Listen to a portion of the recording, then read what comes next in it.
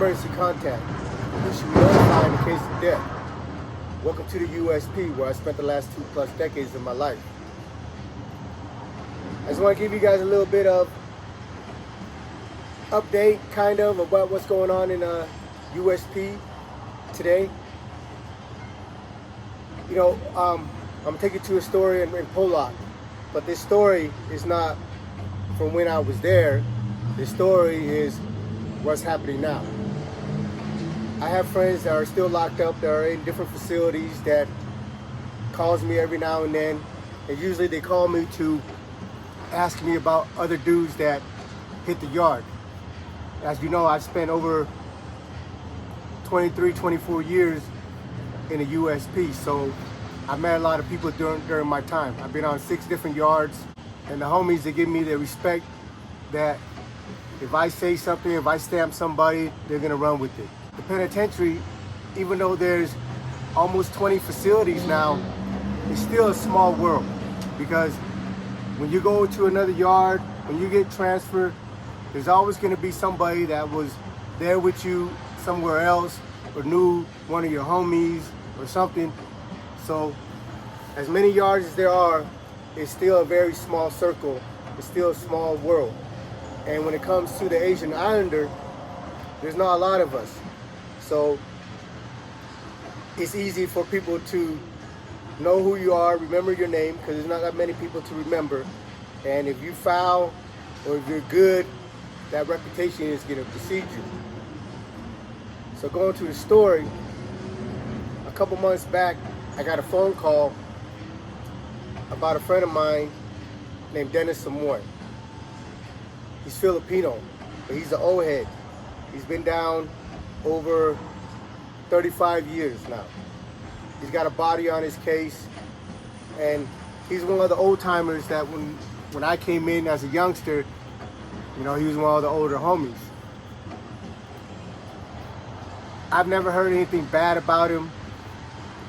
You know, back in the days, in the pen, there was a lot of funk, and I've heard a few stories about him handling his business, right? But I just want to emphasize the difference between handling your business and standing for principles. You know, if somebody disrespects you, if somebody takes something from you, steal from you, that's a personal issue. And when those things come up, you know, these older heads, they're gonna go handle their business and do what they gotta do. But there's plenty of times in the penitentiary when we have an issue and these dudes, they're like, oh, that ain't got nothing to do with me, and go about their business. You know, a lot of the funk that I've been in had nothing to do with me, but it had to do with my homies. And it had to do with me trying to uphold a reputation, as far as I'm not gonna let outsiders come and violate the homie or disrespect the homie or whatever, bad dealings and all the rest. Because one thing in the penitentiary you have to understand is that it's full of predators. And if they see it, they can come up on one of your homies and take something from his cell or do something to him, and there's no repercussion, then that door is gonna break wide open and everybody's gonna get in line to get their turn, right? So a couple months back, I got a phone call and they sent me a video of this, but as you already know with my content and stuff, even if I do know how to upload that video, I'm not going to, because the video is gonna expose that these guys got cell phones in there and there's people's face that you're gonna be able to see on the screen. So out of respect for the people in there, I'm not gonna be able to load up that video. But the video showed native dudes, 3 native dudes jumping on a Korean dude. And the Korean dude is my homie. Now, I share stories with you guys that us and the natives on the yards that I've been on had a functioning alliance. But that doesn't go for the whole penitentiary system. There's a lot of native dudes there, even there's a lot of Asians and Islanders that don't want to align with each other because of whatever reason. So every yard has different politics as far as their alliance, and those alliances are based on personal relationship. You know, I built a reputation of when I was in Atwater that we had an alliance with the natives and I was respected. So every yard I go to, there's always some natives that knew me from other places. And they're like, nah, man, we fuck with Mesa. We function with them. We're going to aid and assist them, so on and so forth. But not everybody has that rapport with each other. So in Polloc, the natives and the Asians don't have an alliance. And for whatever reason, the three natives, I didn't get the details and why this happened, they were jumping a Korean dude. So they're stomping him out in the day room. And my homeboy Sam, we call him Stutter Sam. He's Chinese. A little backstory with him. Him and his brother went up to Montana and robbed a casino and ended up with like 27 years. He did about 15 to 20 years in the state. Then by the time I met him, he was transferred to Atwater to the feds. And Sam is a good dude. You know, he was the one that knocked out Junebug during the GD riot. When Junebug was trying to disrespect the homie, Sam pieced him up, knocked him out, stomped him out, and we crashed with the GDs, right? But so since then, he's been on a few different yards, and he found himself out in Polloc. And once you go out west, once you leave the West Coast and go towards the east, there's only a handful of homies. When I was in Florence, there was 9 homies. But after I got there, the numbers went down to 4. Before I left, there was 5 of us. So it's like that after you leave California, as far as the Asian Islander go, there's only a handful. And they get thinner and thinner as the farther east you go, right? Because most Asians, they come out of Hawaii, come out of California, come out of Washington and Portland, right? So going to the story, Sam was in the shower and he hears a commotion, right? He looks out and there's three natives stomping out the Korean dude.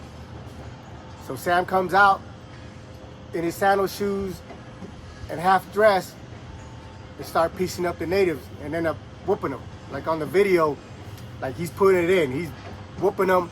He knocked out one of the natives and just starts stomping out his head and all that. And then, of course, the cops, you know, in the video, you can see 3 natives, dude, dragging after they, because the video caught the incident halfway through. So at the time of the video, they seen 3 natives dragging the Korean dude into a corner and they're hitting him. But it's kind of blurry because it's a distance because the dude is videoing it, they're videoing it from their cell. And from where it looks like the natives were stabbing him. 3 of them was on top of him. Either they were punching him or stabbing him. I don't want to say, you know, something that I don't fully 100% know, right? But there's 3 of them on top of him punishing him. And then you see a Chinese dude come out without his shirt and his sandal shoes and kicks one of them. And another one comes up after him and he pieces him up, he drops him, and now he's stomping on him. And Sam and one more homie, I think it was a Laos homie, that came out and helped the Korean dude. So in the video was recorded by a couple black dudes that the homies knew that sent them the video and then sent me the video. But the reason I can't show it is, like, you know, they're all walking in and out of the cell, so their faces, you know, really clear because they're up close. They're like, oh damn, that's Chinese motherfucker getting it in. That's Chinese dudes getting it in. Oh shit, it's going off, right? So after that, all the police come in, whatever. Everybody's ordered to go to their cell. So the homie goes and gets taken to the SHU. He stays in the SHU for about 30 to 60 days. So, but while he's in the SHU, they're questioning, because in the block, like again, in the block, my friend Dennis is there, Filipino dude. He's short, stocky, but you know, like I said, he was an old head. And from everything that I know of him during the time that I did with him, he seemed to be a thorough dude, right? So when the homies gets out of the shoe, they call me. They're like, hey man, what's up with Dennis? It's like, what's up? I said, man, he let the Korean homie get jumped by the natives. I said, oh yeah? I said, what did he say? He said he was in his cell, that he didn't know anything about it. But when somebody's getting jumped in the block, you're gonna hear the commotion. It's not quiet. You know, you can hear the foot stomping on the pavement. You're gonna hear chairs and all the other shit that's getting tossed up. And if anybody's done time in the penitentiary, you're familiar with the level of sound in the unit. You're accustomed to a certain normal sound. So when that volume goes up or when that volume dips, you know something's off. And being in a penitentiary, your senses is on high alert 24/7. So when the volume of the unit changes, it's automatic. If you're a gangster, if you belong to a group, or if you're just trying to make sure you survive, you're gonna look out that motherfucking window, and then you're gonna see what's going on, right? So Dennis tells them that, hey, I was in my cell, I didn't hear anything, I didn't even know what was going on. But the homies have a hard time believing that, right? And one thing you have to understand, if you run by yourself, you run by yourself. But even when you run by yourself and a race riot jumps off, like if you're an independent white boy, if you're a black dude that don't fuck with no gang or whatever, a Christian or whatever, when something pops off outside the gang, if it's black on black, if it's like the Crips against the GDs or the DC or whatever, and you're an independent black that don't run with no group, that ain't got nothing to do with you. But if there's a bunch of white dudes and a bunch of black dudes getting it in, it don't matter what car you run in. If you're white or black, you better get it in too, because if you don't, when the smoke clears, you're gonna get dealt with. And the reason is that we all benefit from the umbrella, from being under a car, from being part of a gang or whatever. We benefit, we get all the benefits from being under the umbrella where people are leaving you alone, where you're able to do your time. So in that aspect, we all have an obligation and a responsibility to deal with the bullshit too, to aid and assist and protect the group, and not allow another group to violate one of us. And jumping someone is a no-no. If me and you got a beef, homie, and we go heads up, even though we didn't get the green lights from our homies or whatever, that's okay. Once the smoke clears, it's like, hey, it was one-on-one, let it go. But if I'm fighting somebody one-on-one and one of their homies jump in, or one of my homies jump in, and there's 2 or 3 of us stomping out another race, that's a violation, because that other race is not gonna let that fly. Because once you let it be known that it's acceptable for dudes to jump your homies, you're not gonna have any respect on that compound. So they call me and they're like, man, what's up, man? Because they know that's a friend of mine. Like, yeah, he said he didn't hear anything, that he was in his cell. So I asked him, I said, what do you think? You know, I'm talking to the homie Sam. The homie Sam was like, man, I think that motherfucker's a bitch. I think he's a coward, scary motherfucker. I said, all right. Because even though I'm home, and I don't really have nothing to do with anything that's going on in the penitentiary anymore and stuff, but the respect and the love that the homies that are still doing time have for me, they still want to not really ask for my permission, because like I said, I'm nobody. I'm not here to say nay or yay to anything. They still got to do their time, and they still got to handle their business. But out of respect, it's more like they want to give me a heads up, like, hey Mason, I know this is your friend, man, but you fucked up. And for me, it's not my place to say, oh, you can't touch him or you can't do that, because, like again, I say I'm nobody. You know what I mean? Any interaction that I have with the homies that's still incarcerated is just out of respect and out of love. But I've never been one, even when I was doing my time, dictate how somebody else did their time, so as long as they're following the rules to keep us from getting in a wreck.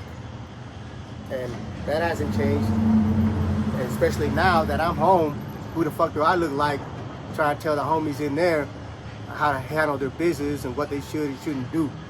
You know what I mean? Somebody try to tell me that while I'm doing time, I just laugh at them. And I don't want to be laughed at by the homie. But with Sam, I know he's a good dude.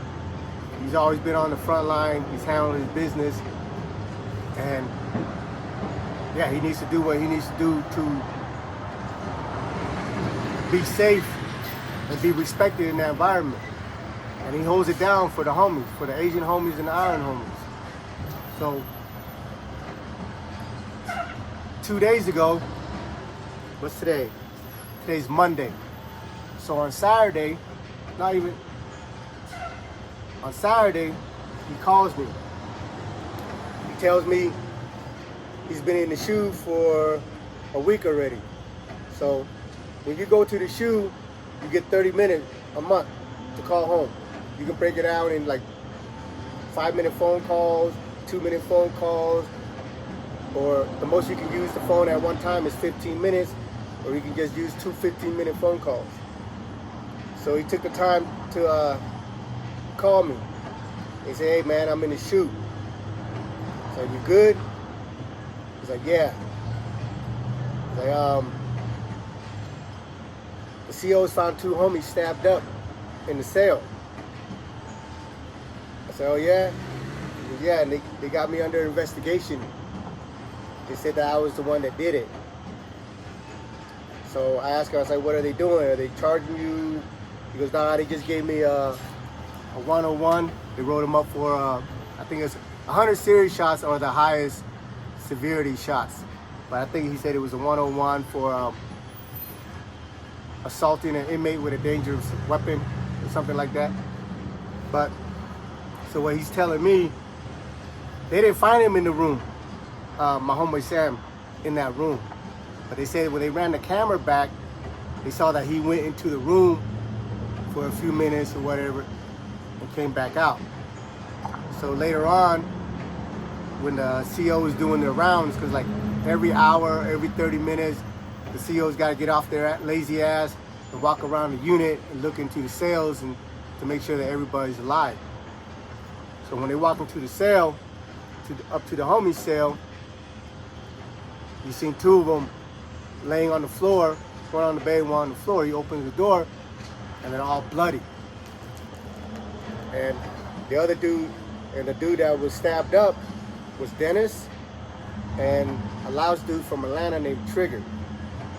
Now I met Trigger when I was in the Smooth program, so I don't know anything about him, but from the little stuff that I hear about him from other people in other places that I've been, he's kind of a little grimy dude. You know, he hasn't done enough to get smashed or anything like that. He's not a rat or anything like that, but they don't really speak highly of him, right? And like I said, at the time that I met him, we was in Lewisburg, Pennsylvania, so we was on a 24-hour lockdown, so we didn't kick it or anything. He was like 4 or 5 cells down the hallway from me, like we'll shoot each other kites or whatever, but that was the extent of my relationship with dude. But from, like I said, again, from what I hear is that there's some funny business with him. You know, he's not always 100% with the way that we expect each other, that we expect for you to carry yourself. So for him and Dennis were cellies. So when the COs went in there, they found 2 of them both stabbed up really bad, right? And now they got my homeboy Sam in the SHU. So Sam was telling me, like, yeah, they didn't see anything They just ran the cameras back, saw me go into the room. Then later on, they found them dudes stabbed up, so they're putting the incident on me. And the CEOs, looked at Sam and was like, damn, he's a beast. He's like, what the fuck you talking about? Because there's 2 dudes in the cell, all stabbed up. Pretty bad. And Sam, he don't got no mark on him. So I was clowning, I was like, oh, you're the Stutter Ninja? He's like, fuck you, right? But, yeah, the point of this story is just to let you know that, it's ongoing, man. Penitentiary ain't no joke. The feds, I emphasize, I say over and over again, I repeat it. I know it sounds redundant, but we're behind enemy lines. It's a war zone. And sometimes, most of the time, when somebody gets knocked off, let's just say 80% of the time, when somebody's getting fucked off, it's coming from their own homies. Because they fucked up, or because there's jealousy, or whatever other reason. There's plenty of times where groups clash, but most of the time, everybody has a responsibility to take care of their own garbage. And when you're on these yards, there's certain expectations that we have for you. How you conduct yourself, how you carry yourself, how you handle your business. And with these expectations, there's no gray areas.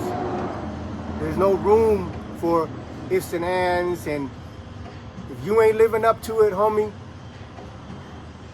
you're not gonna be on that yard long.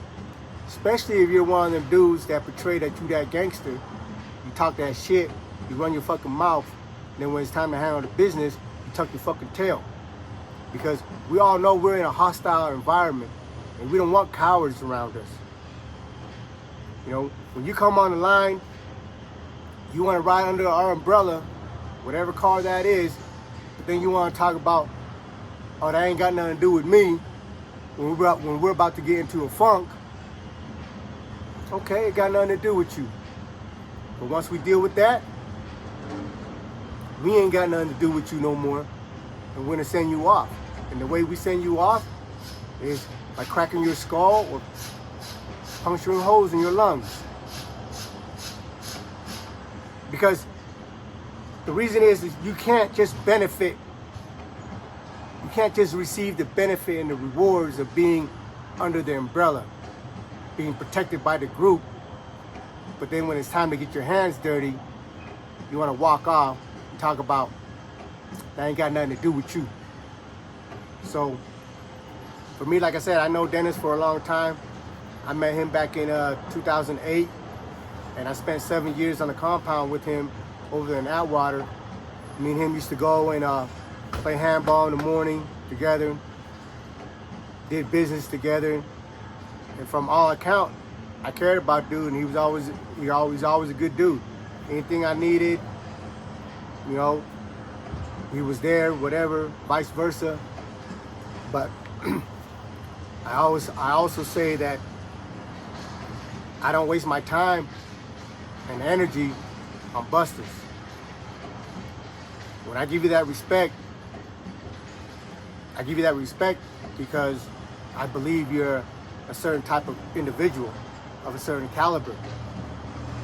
And then when you show me that you're not, I don't have no problem cutting that string, because I don't want cowards around me. I don't want busters around me. And that goes for any good dudes. Real men do not want cowards and busters around them. So that's the penitentiary, man. Real life shit in real time. Two of the homies got stabbed up in the cell, and they're suspecting my homie Sam for doing it. And Stutter Ninja, the stuttering ninja. But to all the homies that still locked down, to all the people that got the families that's in those places, man, my hearts and my prayers go out to you, and I pray that your family members Stay safe in there. Welcome to the USP.